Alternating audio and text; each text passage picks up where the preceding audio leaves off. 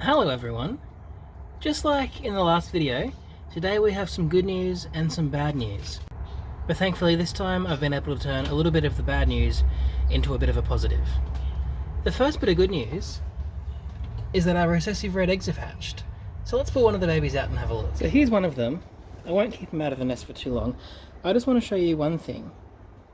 If you have a look at the end of his beak there, you can see a little brown or red ring. And that ring is a pretty good indication that the baby is going to be a recessive red. I know definitely this one will be a recessive red because both of his parents were. But if you ever are trying to breed recessive reds, quite often you can use this little beak ring as an identifier to tell if your newborns in the nest are recessive red babies. Now, I did say there was good news and bad news, and the bad news is up here in the opal box. Unfortunately, their one fertile egg didn't hatch. The baby actually died in the egg. It seems like it just died a few days before hatching, and I'm not entirely sure what the problem was. But I have managed to turn this into a little bit of a good thing.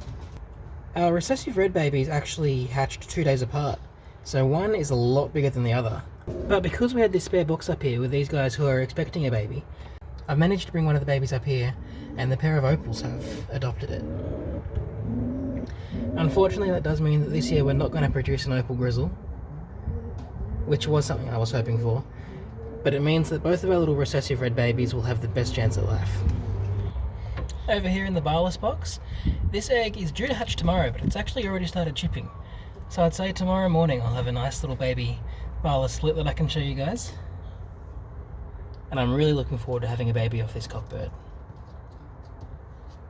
I'm a little disappointed that we weren't able to use his father, because he was my first preference. But this guy's a really beautiful cockbird as well, and his genetics will make a great addition to our barless project. Down here, these eggs have also started chipping, and I'm a little surprised about that. I thought they weren't due for another few days, but it looks like all our babies are coming at once. I can't wait to see these ones hatch, so that we can see if any of them inherited the stipper gene from their mother.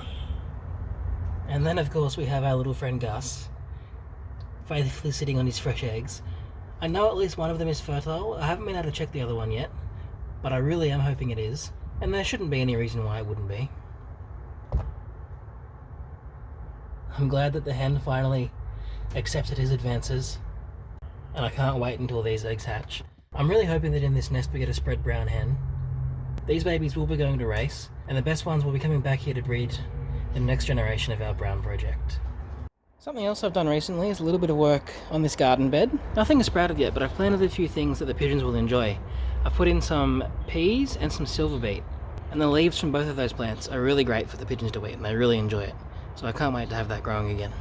Want to have a little bit more room in the backyard? I've been thinking about starting up a gardening channel. So if that's something you would like to see, let me know. Drop me a comment down below. And then of course we have Mr. and Mrs. Frustrating. These guys still don't have any eggs. It'll be at least a week until these guys lay another egg, and I'm really hoping they lay 2 this time. Hopefully the disappointment of them losing their single egg can turn into a bit of joy if we get 2 babies out of them. Anyway guys, I'm going to finish the video with a bit of footage of just leaving the camera in the box with these guys. I know some of you guys enjoy watching that, so I'll leave a few minutes of it here, but I'll drop a link in the description to a secret bonus video of the unedited footage of maybe half an hour or 45 minutes of just sitting in here with the boxes. I know some of you guys like to watch that, so if that's what you'd like to see, check out the description. The bonus footage is down there. But that's all for this one. Hope you enjoy. Have a good one.